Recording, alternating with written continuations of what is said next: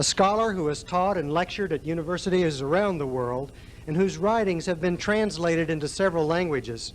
Dr. Sowell has been a consultant to administrations of both political parties and has served as a scholar in residence at 3 think tanks. Dr. Sowell has written numerous books on economics, social issues, and public policy. One of his books, A Conflict of Visions, was provided to our seminar attendees to help them understand the underlying assumptions that produce political clashes and that guide the course of history. By the way, Dr. Sowell considers that to be his best book, so seminar attendees, you have his greatest work. Most of you here tonight probably know of Dr. Sowell through his syndicated newspaper column, as well as his column published in Forbes magazine, where he is a contributing editor. Dr. Sowell has been described as one of only a handful of thinkers who have the ability to look at the same facts as others, yet conceive webs of explanation that are much more subtle, sophisticated, and accurate than those of his lessers.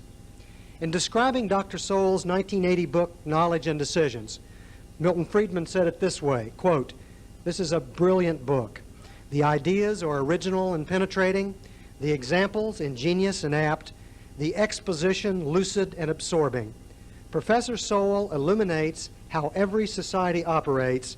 In the process, he also shows how the performance of our own society can be improved." Ladies and gentlemen, it is my distinct pleasure to introduce one of America's premier social philosophers and commentators, Dr. Thomas Sowell.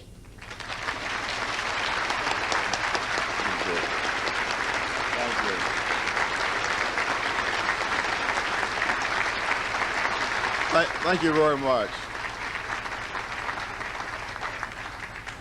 It's almost like getting a sneak preview of my obituary.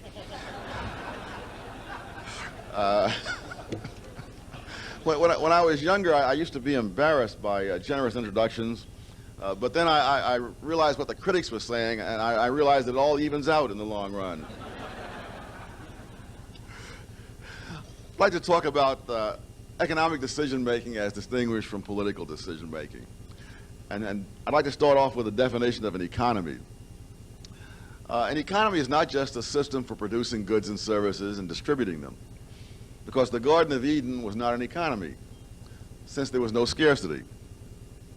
So economics is the study of the use of scarce resources, which have alternative uses, so that rationing is inherent in the circumstances. Competition is inherent in the circumstances.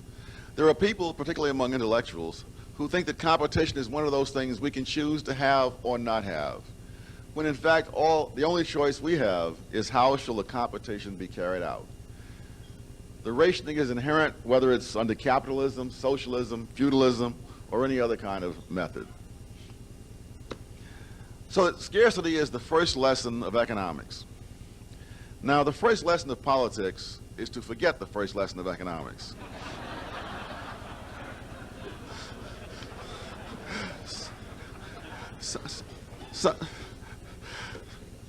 It's popular to call politics the art of the possible.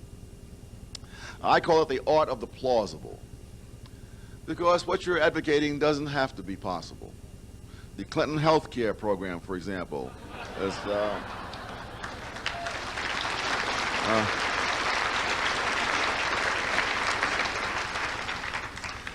Democratic Senator Patrick Moynihan referred to the statistics and the estimates of the cost of this program as fantasy. But there's no reason why you cannot enact fantasy into law. There are many laws which show fantasy has been enacted. Let me give you a concrete example of what an economy involves, because an economy involves trade-offs. Politics involves solutions, real or imaginary. Some years ago, there was a tragic airplane crash in which a baby was killed by being torn from its mother's arms. In Washington, the answer was quite clear. We must have laws that say that babies cannot be held in mothers' arms in airplanes. They must have their own separate seat where they're strapped in. Fortunately or unfortunately, a couple of economists got hold of this, and they figured out what would be the probable result of such a law. First of all, it means that every couple that's traveling with a baby would have to buy 3 seats instead of 2. And therefore, they would have 50% higher costs of transportation. Now, since to ordinary people in the real world, as distinguished from Washington, money matters. And therefore, some of those people would not fly. Some would take alternative transportation on the ground, almost all of which has a higher fatality rate than airplanes.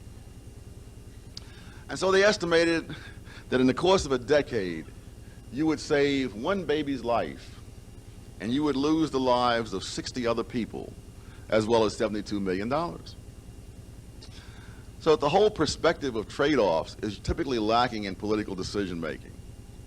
People ask such questions as, in politics, is nuclear power safe?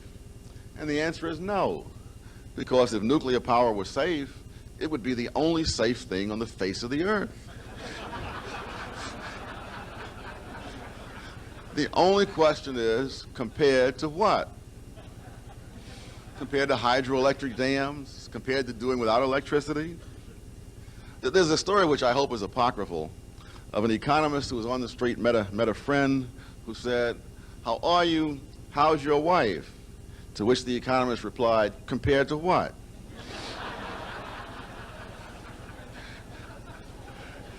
So looking at nuclear power in this way, it is far safer than any alternative method of producing electricity. Someone calculated how many lives are lost for every so many billion kilowatt hours of electricity, because human lives are among the price paid for generating electricity. And having calculated this, they asked how many lives would be lost generating the amount of electricity that would have been generated by 3 Mile Island during the time that it was shut down. And the answer was 52 lives. No lives were lost at 3 Mile Island, even during the, quote, disaster, unquote. 2 people were killed on the highway trying to get away from 3 Mile Island.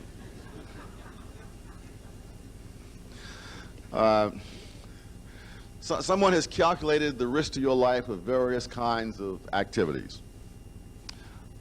Living within 5 miles of a nuclear power plant for half a century represents the same risk to your life as driving 10 miles on the interstate highway, or spending half an hour in a coal mine, or 6 minutes in a canoe.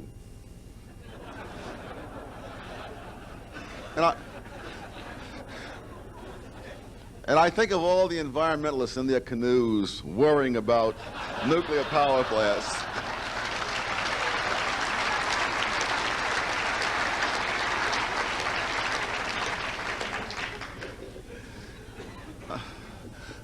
There's a whole literature about safety.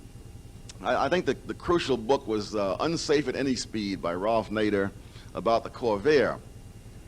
And the argument was that because the Corvair was a rear-engine car, it had certain safety problems peculiar to that kind of car, and that these problems were disregarded when the car was produced. And of course, he has all the particular individuals who died as a result of these things. And I took a lot of interest in this since I was driving a Corvair at the time. And it's certainly true that there are different handling characteristics to a rear-engine car, which makes it more prone to certain kinds of accidents. But what Nader apparently didn't have time to get around to was that it's less prone to other kinds of accidents. And therefore, no matter where you put the engine, if you put the engine in the front, if you put it on the top or the bottom or either side, it would have some kinds of accidents that it was more likely to have and other kinds that it's less likely to have. And the studies that have been done indicate the Corvair was no more dangerous on net balance than any other car of that era. There are many other areas where the desire for safety, for categorical safety, for solutions, not for trade-offs, affect political decision-making. For example, pharmaceutical drugs and vaccines very often save many thousands of lives. But sometimes the side effects of the drugs or the diseases you catch from the vaccine itself cause crippling illnesses and sometimes fatal illnesses. And of course, if you allow everyone who has suffered these effects to sue the pharmaceutical companies, then of course the pharmaceutical companies have every incentive to cut back on the production of existing drugs and vaccines and to reduce their investment in producing new drugs and new vaccines to find cures for diseases that are killing people today. I'd like to talk a little bit about the whole political mode of decision-making in terms of the patterns that you see in it. There's one pattern in which you generate political support by creating a, quote, crisis, unquote.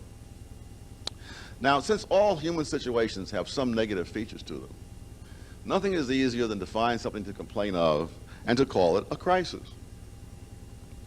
A crisis does not mean that what you're talking about is any worse than anything else that human beings do. It does not even mean that it's getting worse than it was in the past. In a remarkable number of cases that I've looked at, the thing that is called a crisis has in fact been getting better for years prior to the policies. Now, after you've convinced people there's a crisis, you have your solution. This is sort of a four-stage thing. First comes the crisis, then comes the solution. Typically, the people who advocate this solution will say this will lead to beneficial result A. The critics say this will lead to detrimental result Z. Third stage, they put the policy in, and the result is that it leads to detrimental result Z.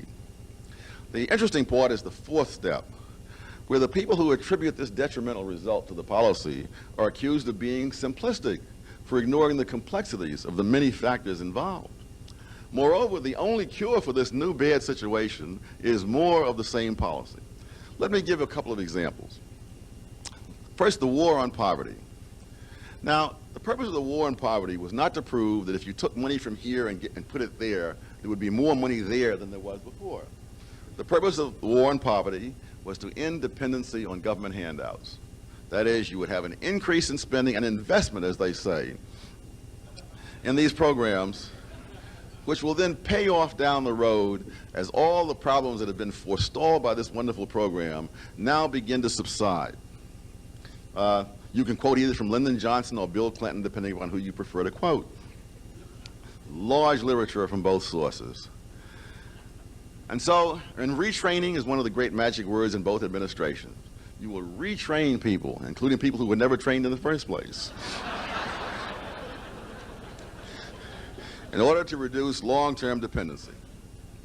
So the predictions were made that if you had these programs, after some period of years, dependency on the government would decline. And of course, the opposite prediction that dependence on the government would increase. And so the war on poverty was initiated. Dependency increased to, first of all, the situation at the beginning of the crisis.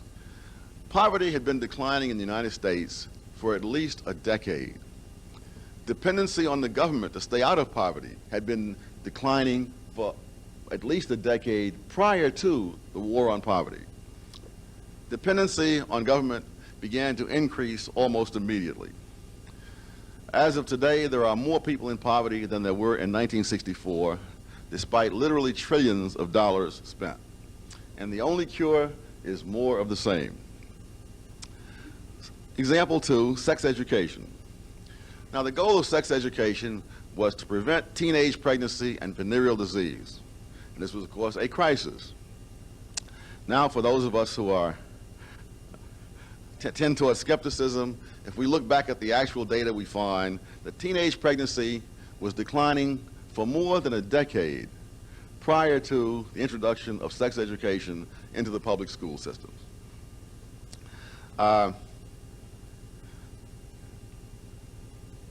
By 1968, half of all the public schools in the United States had sex education.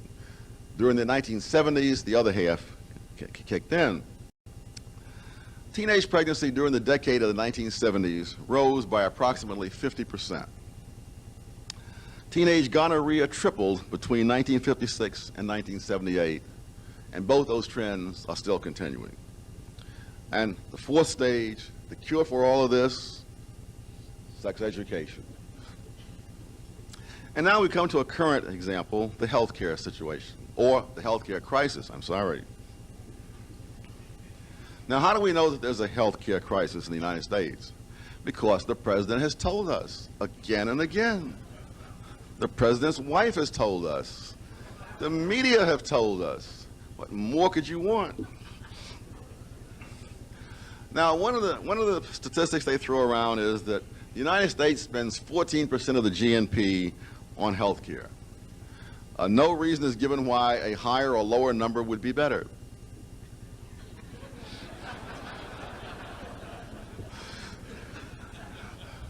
Particularly in a country which is growing older and wealthier at the same time.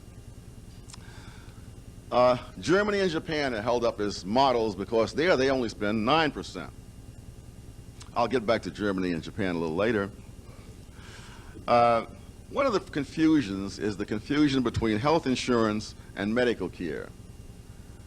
And the second confusion is between medical care and health. We already have virtually universal medical care in the United States. The poorest soul in these United States who passes out on the streets will get medical care.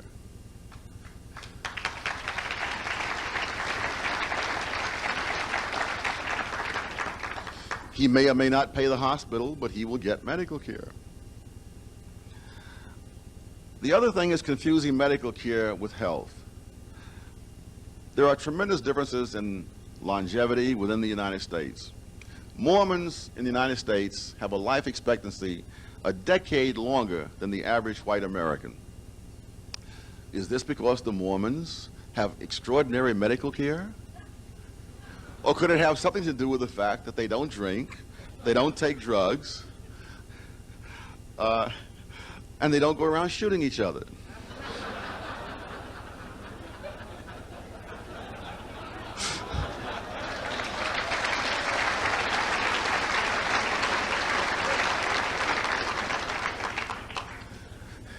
Now, the favorite explanation for any problem in Washington is that our society has failed.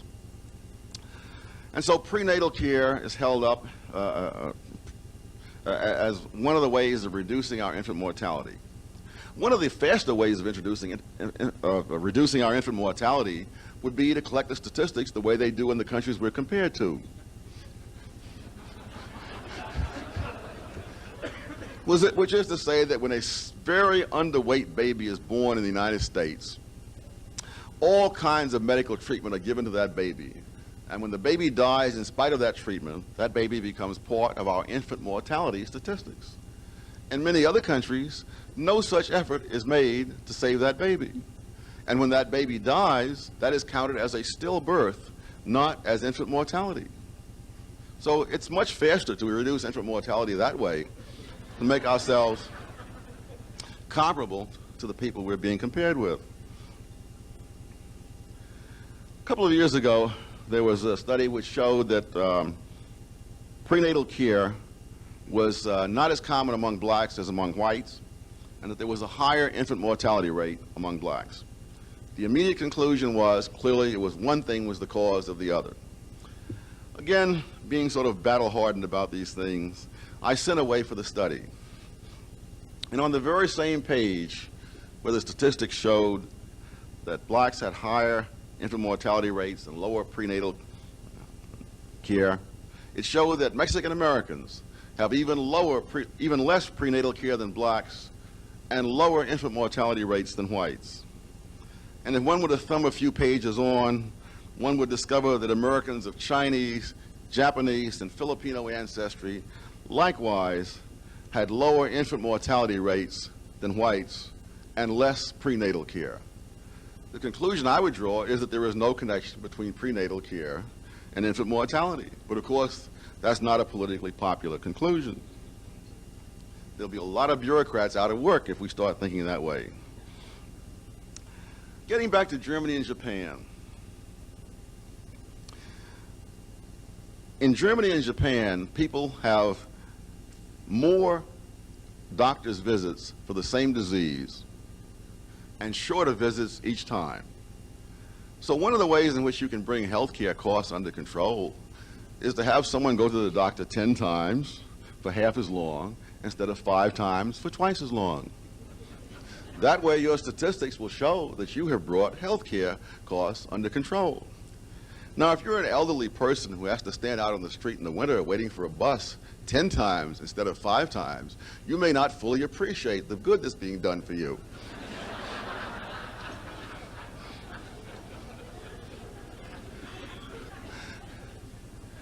One of the confusions that runs through the whole health care issue is the difference between controlling costs and controlling prices. Let me look at some of the cost differences that exist. An American doctor pays 14 times as much for malpractice insurance as a doctor in Germany. Nothing that the administration has said is likely to reduce that cost. In fact, given the political support of the Trial Lawyers Association for Bill Clinton, I doubt seriously if that cost will be reduced at all. Controlling prices is something very different. Nothing is easier than to control prices. You issue a law saying it is illegal to charge more than X for product A. They've been doing this not only for centuries, but literally for thousands of years. The Emperor Diocletian, back in the days of the Roman Empire, had price controls. Had exactly the same consequences as price controls under Jimmy Carter. Diocletian's reaction was very similar to Jimmy Carter's. He wondered why people were so greedy.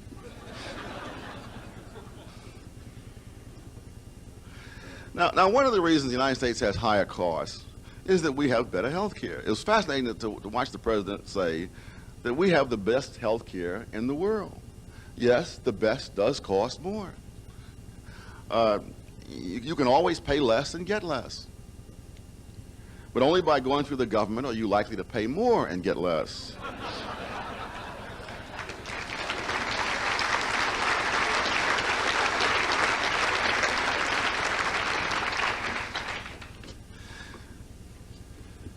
The United States has the lowest death rate from cancer of the stomach, cervix, and uterus of any country in the world.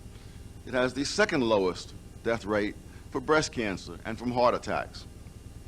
There are more than twice as many CAT scanners per capita in the United States as in Germany, more than 3 times as many as in Canada. What's fascinating in all the discussion of health care is that the entire supply side is ignored. I don't know where these doctors are going to come from that are going to give us this greatly increased medical care that we're demanding at the government's expense. For example, there are something like 8,000 doctors from Canada alone practicing in the United States, partly as a result of the wonderful Canadian health system that we're being asked to imitate. Correspondingly, there are large numbers of Canadian patients who come to the United States as a result of the wonderful health care in Canada that we're being asked to imitate. I was up in Spokane this spring, and they mentioned how all the people who come down from Canada to be treated. That is, they pay their costs down to the United States in addition to paying for medical care here that they could get free in Canada. One of the people who did this was the Premier of Quebec.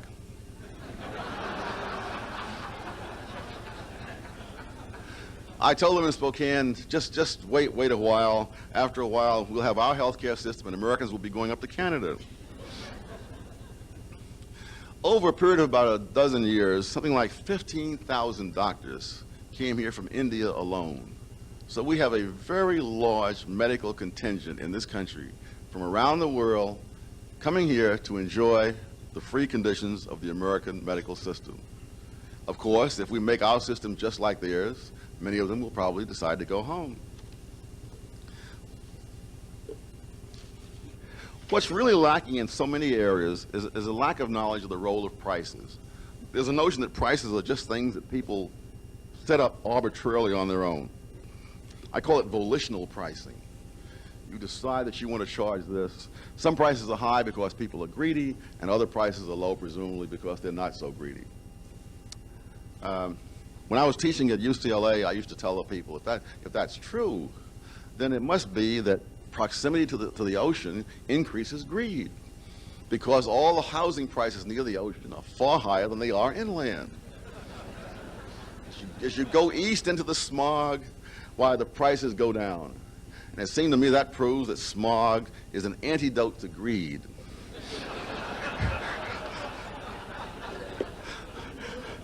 Unfortunately, this theory has not yet been recognized.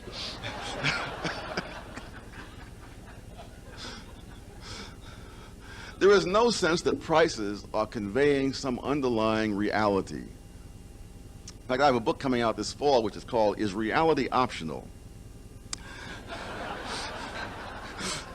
And unfortunately, among many intellectuals, the answer will be yes. Now, some years ago, when I taught at Brandeis, I traveled from California to Massachusetts and discovered that my auto insurance rates had doubled. And since Los Angeles is not a small village or something, you wonder why does that happen? Now, at about the same time, many other people were upset because Massachusetts had the highest auto insurance premiums in the country.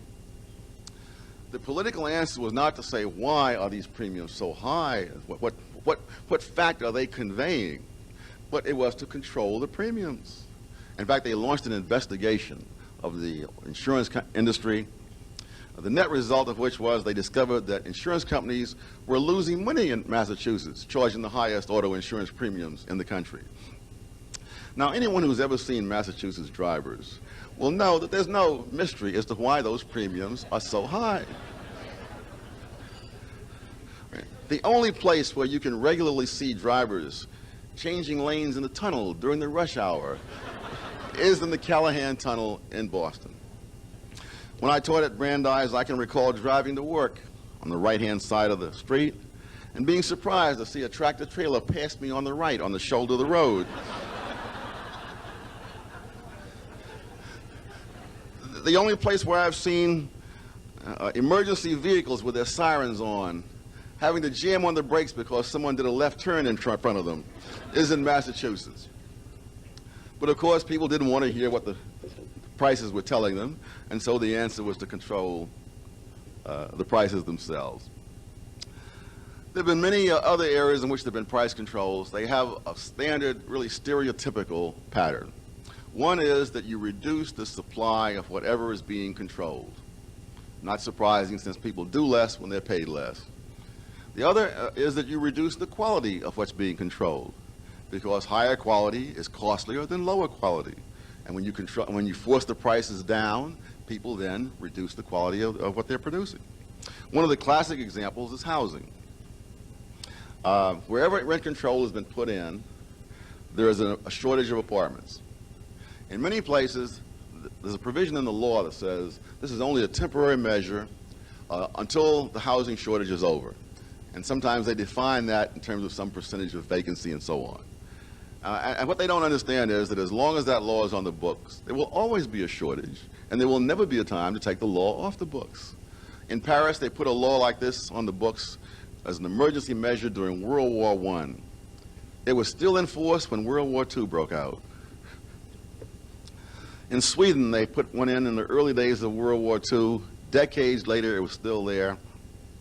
Finally, for some reason, it occurred to someone to take off the price controls. Instantly, there was a housing surplus.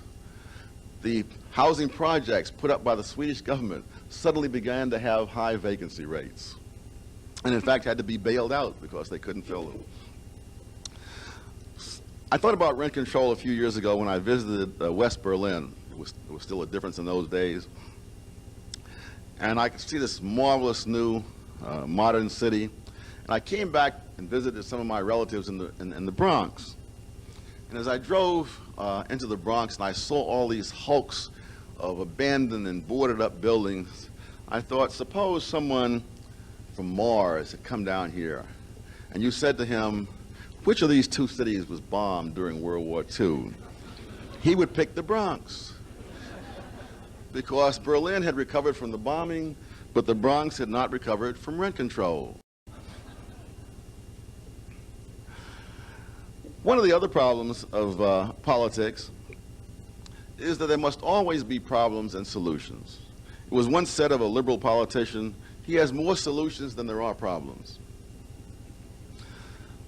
Let me give you an example of how problems can be created statistically and otherwise. One of the Congressional Budget Office came out with some statistics a few years ago showing that the rich are getting richer and the poor are getting poorer, or were during the Reagan administration, presumably not in this new enlightened era. Now, again, being skeptical, I sent away for the original statistics.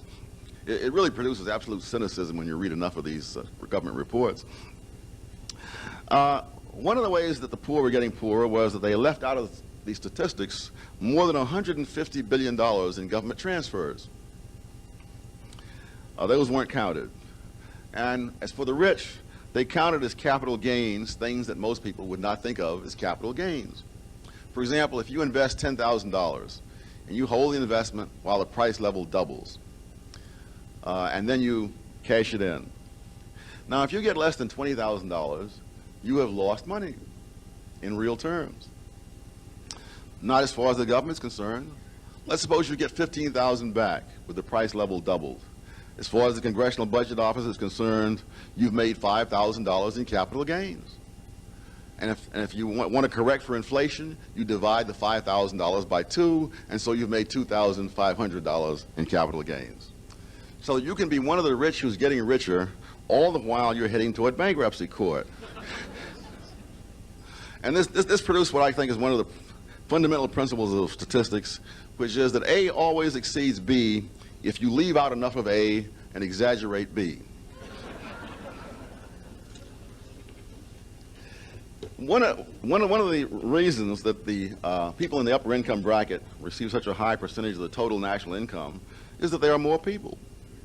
That is, if you look at the top 20% of families and income and look at the bottom 20%, you'll discover that there are 28% more people at the top, in the top 20% than in the bottom 20%.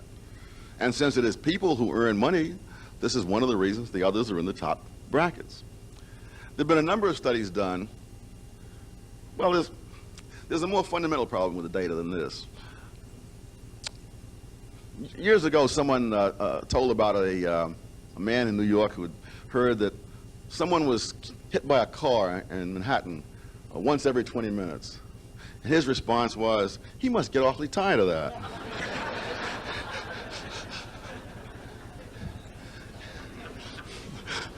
Exactly the same reasoning can be found in these statistics that are given out, because they assume that these are the same people all the time.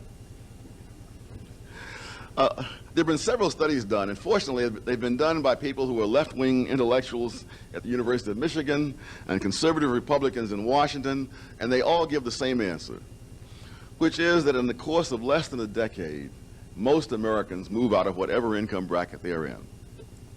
For example, if you looked at the bottom 20% as of 1979 of income taxpayers, by 1988, 85% of those people were no longer in the bottom. In fact, a slightly higher percentage were in the top 20% by 1988 than remained in the bottom 20%. And so we're talking about a changing mixture of people over time rather than the same folks. In fact, many of the people in the bottom 20% are the children of the people in the top 20%. And finally, let me look at another crisis that we hear of, hunger statistics. Now, a political advocacy group computed a few years ago how many Americans were hungry. Now, when you think about it, how would you find out how many people are hungry? It takes a long time to go through a country of 240 million people and ask everybody, are you hungry? Naturally, they had to speed this up. So they got a census computer tape. And they figured out the eligibility for food stamps, and they ran the tape through to find out how many people are eligible for food stamps. Then they found out how many people actually get food stamps. They subtracted one from the other, and the difference were hungry.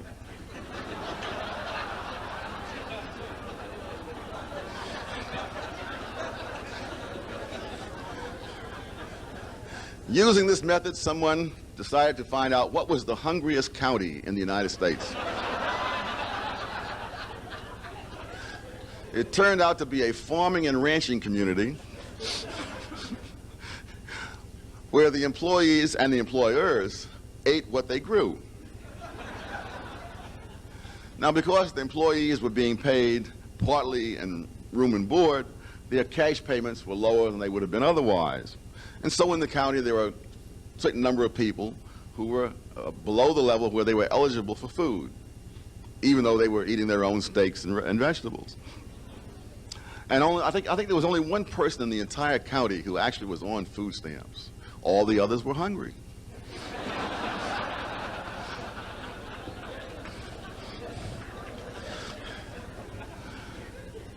There are more of these things, but I'm going to cut it short to have some time for questions and answers. With hunger as with income, when you look at actual individual flesh and blood people, you get a radically different answer than if you look at the gross statistics. So the Center for Disease Control and the U.S. Department of Agriculture have actually looked at flesh and blood people. They have taken blood samples. They've done other studies of them. They cannot find any greater likelihood of poor children being clinically underweight than other children. Blood samples show no evidence of any protein or vitamin deficiencies varying from one income bracket to another.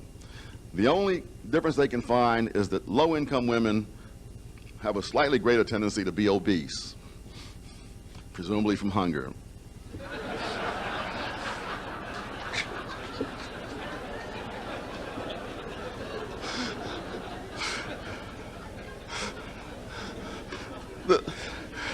The media play a tremendous role in all this because you can always find someone who is highly atypical, put him on the tube, interview him, and represent his case as if it's typical of the whole country.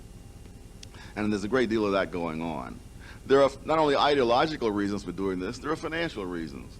Because obviously the more crises there are, the more reason there is to buy newspapers and watch television. And so you find many, many crises in these places. I've suggested a couple of times, and like most suggestions by economists, it was ignored, that the networks could easily afford to have a department of professional statisticians who would examine all these hysterical statistics that are thrown around by various groups that would have an axe to grind. Of course, that would mean there'd be more accuracy on the television tube, but it also means there'd be lower ratings. And so this is apparently not the kind of trade-off that they're looking for. Thank you very much.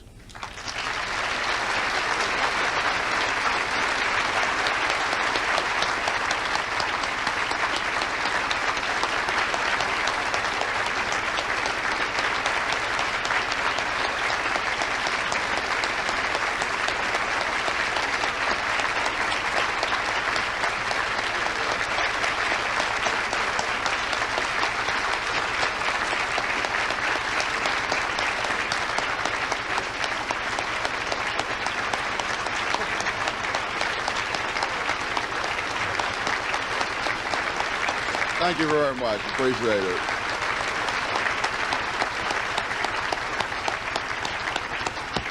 We have a couple of cordless microphones that will be circulating around.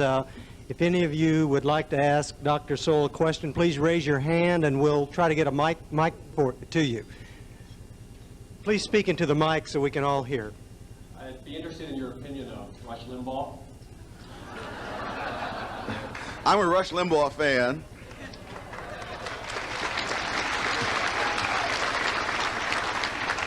I was delighted to hear that my friend Walter Williams was substituted for Rush recently. I didn't hear the broadcast, but I'm going to send away for the tape. I assume that they put on Walter for those who thought that Rush was too moderate.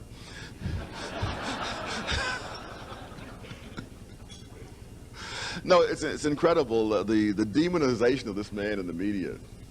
How many of you know that the biggest bestseller in history of any nonfiction book was written by Rush Limbaugh?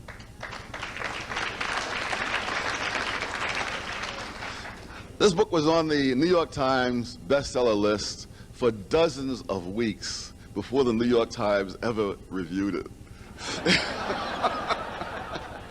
And the review was buried in the back of the section. One of the really scary things is the extent to which people are being demonized for political differences. I think the prime example is Clarence Thomas.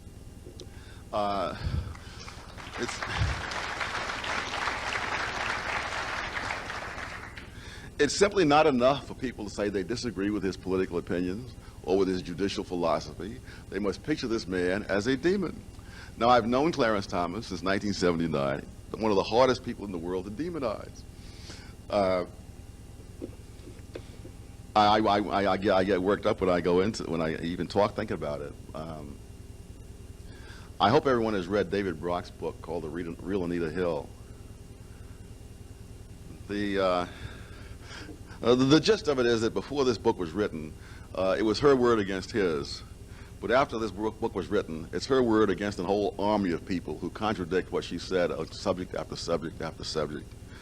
One of the fascinating things, which seemed to me so characteristic of Clarence, was that during this early period when he was at the Department of Education, he would drop Anita Hill off when he was passing her place. And one evening she invites him in, and this is from people who were there who knew both of them at the same time, to whom she complained that he paid no attention to her. Very different from her later complaints. And one of the stories that she told to her fellow employees was that she invited him in, offered him a glass of wine, which he declined, and that he sat there talking about Ronald Reagan and his grandfather, which again sounds very typical, but somewhat different from the story that's being told in the media. In any event, I got off onto a tangent.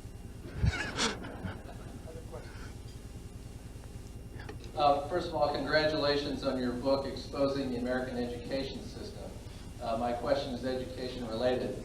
How do you respond to the anti-choice and anti-voucher educators who say that the American education system has been the great equalizer in our democracy, and to allow vouchers to be used in private schools would destroy the great equalizer?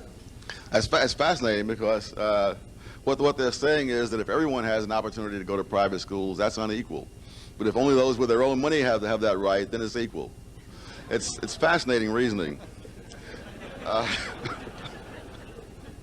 No, they're having a tremendous campaign in California to say how horrible the voucher schools will be, how wonderful the public schools are. And what strikes me is that even if you were to grant that for the sake of argument, why then would you expect parents to be leaving these wonderful public schools to go to these horrible voucher schools? Unfortunately, I think they have a chance of winning out there. That is the public school people, partly because it's an off-year election. And so many of the voters will simply not turn out. Well, every member of the National Education Association will certainly turn out and vote at least once.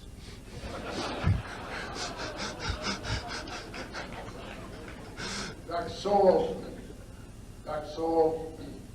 I am chairman of Florida's Republican Party, and I have used, I didn't realize we were in such disregard here this evening. I have used your conflict of visions as an analysis between the difference in the Florida Democrat and Republican Party. And I'm never sure I have quite captured that. Your book was so intellectually challenging that it left me kind of in the doldrums from time to time. Would you address that for me in a way that I might represent that in a way that might be more fashionable than I have done so already? Well, since I know absolutely nothing about the Florida parties of the Democrats or the Republicans, I'm not sure how I could do that. But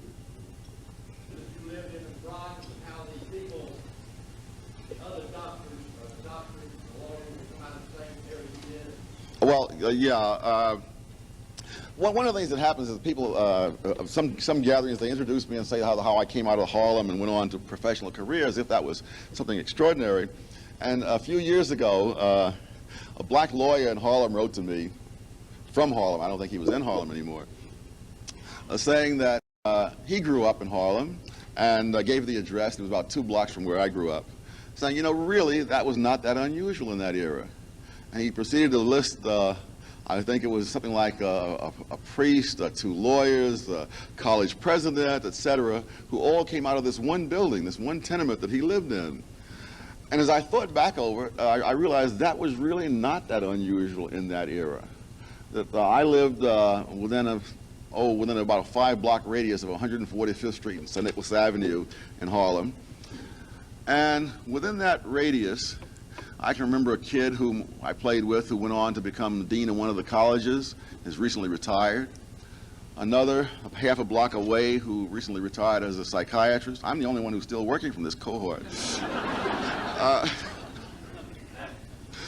Half a block away also lived Harry Belafonte. 5 blocks the other direction was James Baldwin. And again, within the same radius at the same time, Colin Powell went to college there. So it was not at all that unusual in that time. Part of the reason was that people were able to get a decent education in the school system, which they cannot get today in that same place. I had my niece who lives in Harlem tell me the name of the math textbook that her kids were using in the 11th grade. I got myself a copy to see what they were doing. And the next time I talked with her, I said, you know, what they're teaching your kids in the 11th grade is what they taught me in the 9th grade. So that's where the educational system is. So that a kid who lives in that same block that I or that lawyer lived in no longer has the same opportunity that we had because the education system has been destroyed. There's a great deal of self-congratulation in some liberal circles because of all the things that have been done for blacks. But if you destroy the family, law and order, and education, there is nothing else you can do that will make up for it.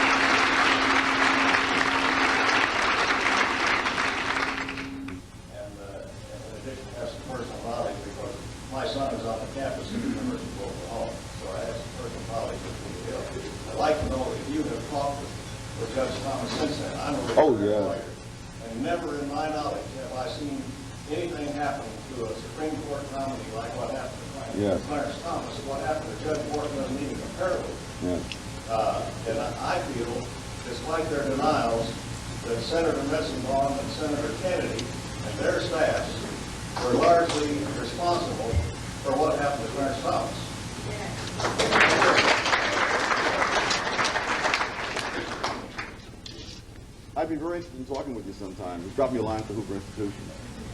I'd be very interested in talking with you sometime. And drop me a line for Hoover Institution.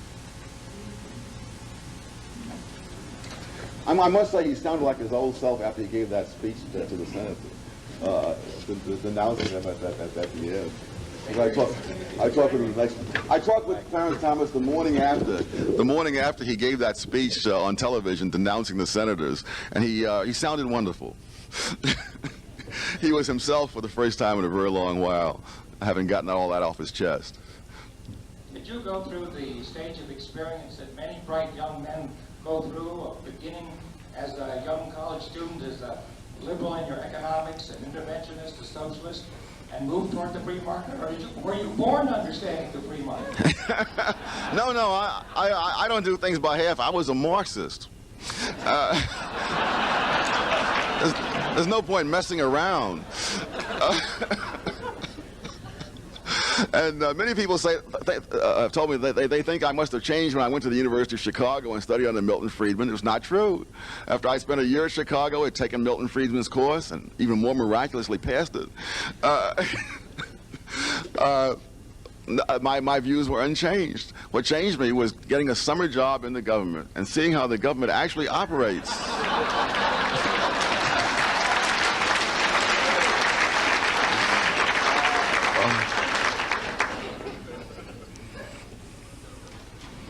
Dr. Sowell, I'd like to ask you what your opinion is on the current issue with regard to the Federal Reserve System and coming under some fire with regard to the privatization that they have and what the government should do with regard to the Federal Reserve System.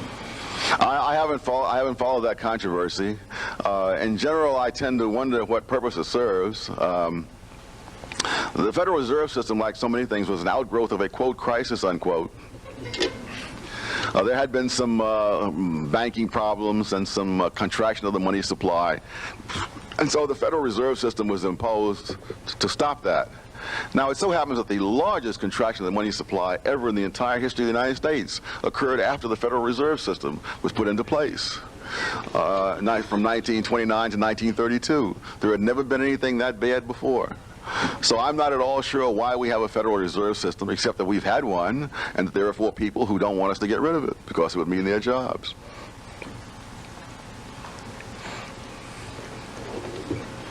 Take one more question. One more? Okay. Was there someone over here? No. Yes.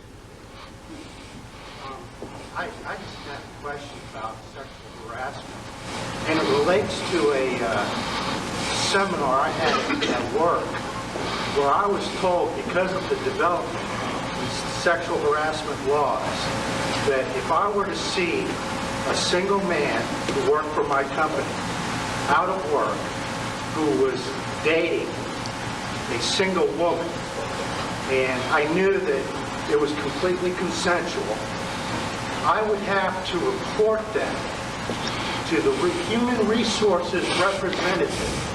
The reason being is because there's been court cases where if the company doesn't know and 3 years later they can be sued, the companies end up liable. And from my point, when I look at that, I think of what Russia was like. In Russia, they used to tell the kids to report on the parents. And I don't know, something about that seems Orwellian to me. Yeah. And I'd like to know what your insight as to where we're going with that is. Where's it going to end? I hadn't heard of that particular one. It sounds like do ask and do tell.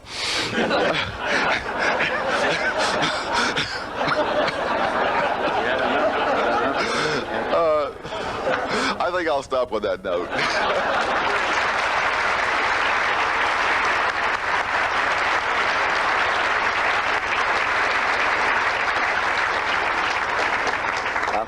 I should feel perfectly safe, Doctor, saying you made 580 new friends here tonight, really.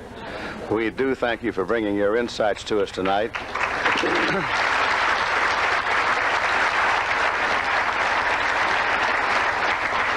It's been a great pleasure to have you here. Thank you for coming. Thank you, ladies and gentlemen, for coming. And this concludes our program tonight. Have a safe trip home. Good night.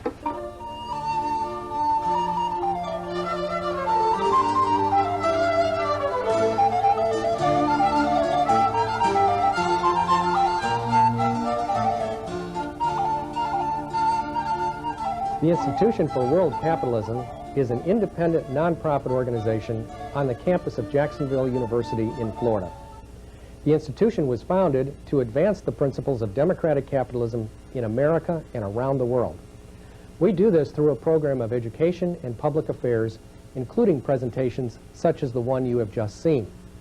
The institution promotes a greater understanding of the 3 interrelated systems of democratic capitalism: an economic system based on private enterprise, a political system based on constitutional democracy, and a moral cultural system based on individual liberty.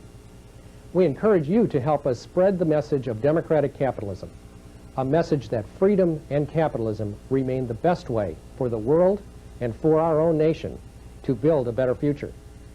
To contact the institution, write to Institution for World Capitalism, Jacksonville University, 2800 University Boulevard North, Jacksonville, Florida, 32211, or call us at area code 904-744-9986. I'm David Bussey. Thank you for watching.